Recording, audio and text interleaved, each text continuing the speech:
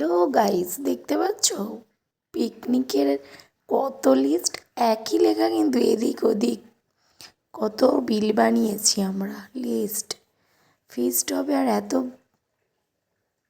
List হবে না? এটা কখনো হয়? চলে গিয়েছিলাম আদা রসুনের দোকানে আদা রসুন কিনতে।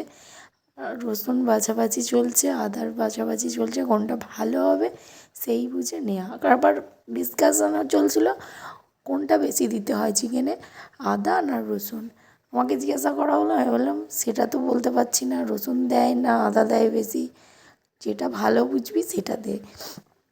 তা আদার থেকে রসুনের পরিমাণটাই আমরা বেশি নিলাম।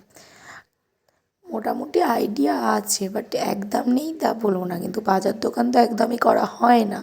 এই যে পিকনিকের জন্য বেরিয়েছি, এটা ভীষণই ভালো লাগছে। দুদিন ধরে বাজার দোকান হচ্ছে, বাট ফাইনালি যখন ফিস্ট হবে, এর থেকে মজা আর কি হতে পারে।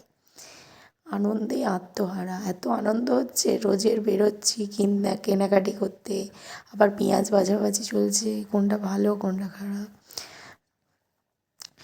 বেশ ভালোই লাগছে, বাজার দোকান করতে তো বেশ ভালোই লাগছে বাইরে বেরোতে। মেনলি যারা বেরোয় না তাদের তো ভালোই লাগবে, তাই না? আর যারা রোজের বেরোয় তাদের কাছে তো মানে দুধ ভাত এরকম ব্যাপার।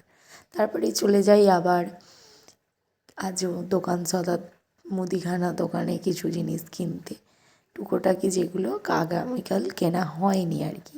তারপরে পাশে বাজারের দোকানেই কেনাকাটি কিছু চলছিল, সেগুলোও কেনা হয়েছে।